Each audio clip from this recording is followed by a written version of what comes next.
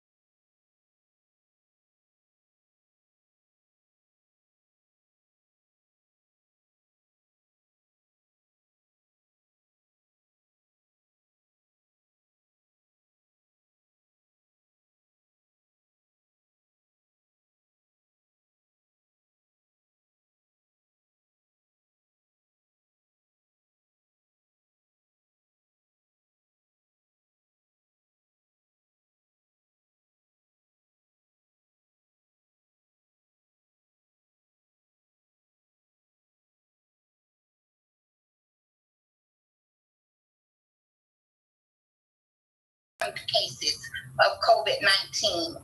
In Polk County, you have a total of 509 new cases as of today, giving you a total of 891 confirmed cases. In Lee County, you have a total of 965 new cases, giving you a total of 1,759 confirmed cases of COVID-19. So as of right now, we're in our second wave of COVID-19. So we're going to be safe, be smart, step by step. We're going to go into why it is important to wear our mask. I'm going to show you today on the proper way to wear the mask and the wrong way, incorrect way to wear the mask. If you're wearing your mask under your chin, it's the incorrect way to wear your mask. If you're wearing your mask under your nose, as we see so many people doing, that is the incorrect way of wearing your mask. If you're wearing the mask hanging on one ear, it is the incorrect way to wear the mask. So you want to wear the mask above your nose, and there's always a metal clamp there that you clamp on the nose to keep the mask in place. Now, once you remove the mask, if you're in the stores and you remove your mask, excuse the gloves because I have the gloves on ahead of time, you would sanitize your hands before you remove the mask from your face. So why it's important to wear the mask? Because there are COVID-19 carriers that are non-symptomatic, meaning there are people that's carrying the virus that can go up to 3 to 4 days and not even know that they have the virus before they start getting symptoms of it. So you can actually be around someone that's non-symptomatic that has the virus because they have no signs of that. So then the proper way of the gloves, we're gonna go to the gloves. If you're pulling your gloves off one finger at a time, like some people do, that's not the correct way. So what you're going to do, I'm going to show you the correct way to remove your gloves once you get finished in the stores or touching items that other people has touched. You're going to lift the corner and you're going to pull. So this glove is in your hand. You're going to lift from the inside and pull, and then you discard the gloves. Then you sanitize your hands, because most people, when they have on the gloves, they're not in a position to where they can wash. So you use hand sanitizer for your hands after you remove the gloves. I have some numbers of COVID-19, the lifespan of COVID. So COVID-19, the virus, can last on copper. These are things that we touch. Copper, 3 to 4 hours.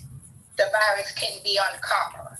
On cardboard, the virus can last 24 hours on cardboard. On steel, the virus can last 2 to 3 days on steel. These are things that we're touching when we're going into places. The grocery store, plastic bags, 2 to 3 days the virus can last on plastic. Also, if you walk into an environment where someone has coughed or sneezed, the virus can attach itself to the sole of your shoes, lasting a total of 2 to 3 days. So it's a good idea not to wear your shoes inside your house, because you don't want to contaminate your house because you're unaware of what you have stepped in, the environment that you have stepped in, not knowing whether someone has coughed or sneezed in that area. So, Sister Allen, I'm going to give it to you for the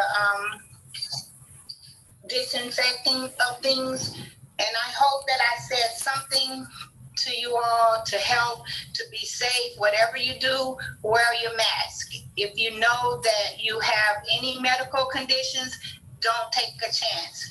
Wear your mask. If you're 65 or older, please wear your mask, wear your gloves. Be safe, step by step. Thank you. Before you leave, can you talk a little bit just about the social distancing and why is that important? It's important to stay the 6 feet apart, because a cough, a sneeze, a deep inhaling, the virus can carry up to 6 feet. That's why they tell you to stay 6 feet apart. Okay. All right. Thank you so much. And I trust that you all have gained more information, more insight. And I'd like to talk a little bit about disinfectants.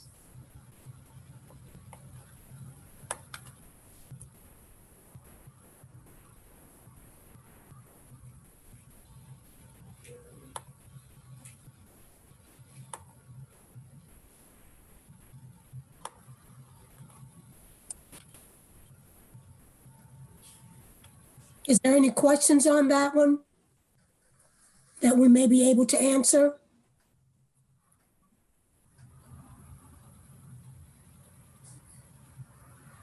If not, we will move on.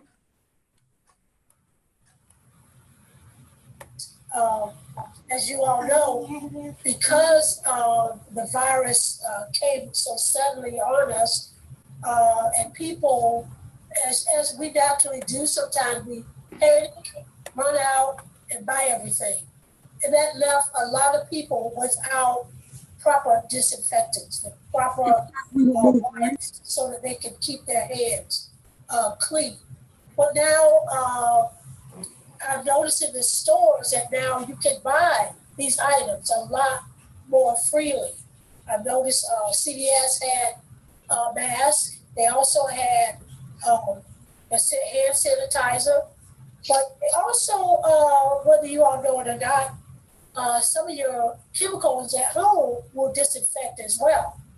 Pine Sol is one good example that you can wipe your cabinets down with. Any surface that can be wiped down with water and soap and water. Pine Sol was one. Bleach is always an ultimate go-to type product, but you can't put it on everything because it can destroy some things because it will bleach it out. So that was another item. But again, I noticed while I was shopping, Sam's carry a big bottle of disinfectant. You mix it with water, you're able to use it to clean, sanitize, and they had plenty of it throughout this whole time. I noticed that they had it. Another item that you can use is alcohol. But once again, it's hard to come by just a bottle of alcohol. But now things are more plenteous. So go ahead and try to get those items in. It's not over. It's not over. Don't let up, as Sister Waverly already said. It's important that we continue to do our social distancing. We can't let down and just leave out the house without our mask because we think when things are open up now, it gives a false illusion that it's okay. The restaurants are, letting people come in, and I think 25 or 50%, they're letting people come in, although they do have distance in between, barbershop, beauty shops, they're letting people in. And I understand that the barbershops and beauty shop, you must sit out in your car. They will call you when it's time to come in. But again, protect yourself. Even inside those places, wear your mask. I know that I've make sure that I'm still always cleaning my hands, always using a disinfectant or some type of hand sanitizer to make sure my hands are clean. So now that we're talking a little bit about hand cleaning, I really want to go to the slide on hand cleaning. Okay. Now, the one thing I want you all to really understand about hand cleaning, it's so important that, again, that we wash our hands thoroughly. Sometimes I often see people when they go into a public restroom, I see them rinse their hands. They'll turn the water on and let the water, trickle down, and they just rinse and then they leave. Okay, that's not proper hand cleaning. And I know you all have heard it over and over, but it's so critical now that we wash in 20 seconds. The proper way to do it is turn the water on, let your hand get wet, and then apply the soap to it. Okay, so once you apply the soap, make sure you get a good lather, as you see on the screen, a good lather on your hand. Begin to wash back and forth. Make sure you're getting in between those fingers. Do the back of your hand. Look under your fingernails. A lot of times, there's so much debris under your fingernails, so much junk under your fingernails. So it's very important that, if you got a little nail brush, scrub under those fingernails because it's just very, very critical that now more than ever that we get those hands washed. And there's so many times that we neglect washing our hands, like if we're, touching, we know we're not supposed to be touching people. We do that social bump. But sometimes we forget we're touching people, we're touching animals, we're touching the dog, cuddling up with the dog. We have to take care of our children. We have to do things for them. However, once you finish, please wash your hands. Take the time, do the 20 seconds. And those 20 seconds can be as easily as singing the ABC song, or happy birthday. If you can't think of anything else, just make sure you get those 20 seconds. It takes that long for that germ to die. That's why it's 20 seconds. It's not a rinse. 20 seconds, okay? Now, we could talk a little bit about hand sanitizer, which is okay if you can't get the soap and water, but you need at least 60% on your hand sanitizer. They make some that are 90%, which are really good, but at least 60%. Make sure when you squirt it in the palms of your hand, you get enough in because you want to be able to rub that hand and your hand is wet. Don't just put a little squirt and make sure it's wet. And then it'll just air dry. You can do it like that. And it air dries. It doesn't take long. But the most important thing is it's okay if you don't have soap and water to use it. But as soon as you can, use the soap and water because that's where the germ killing come about. I want to go to the next slide and talk about being smart. When you're out shopping, being smart. Sister Sheila has already talked about social distancing when you're in the stores, passing by people. Honestly, I don't like anybody to pass right up on me. I will stop and let them go so that, just in case, we don't know, we can't see it, it's invisible. You look at people, you think, well, she ain't got it, or he doesn't have it. But we don't make sure you have your mask on to protect yourself as well as protect them. Because again, we don't know if we're a carrier. So we must do that. So when you're at the stores, it's important to do that, continue to do that. But also know that if I'm going to the grocery store, I'm shopping, I got my bare hands, I'm touching items. I'm touching grapes. I'm touching food. I'm touching bread. I'm touching laundry detergent. If I'm touching it, somebody else is touching it as well. So if that's the case, please, when you leave out of that grocery store or wherever you're shopping, get some sanitizer. When you get, as you go out the door, if you keep it in your pocket, put some sanitizer because again, you're going to go to your car. You are going to touch the handle of your car. So you want to make sure that you clean your hands before you touch that handle.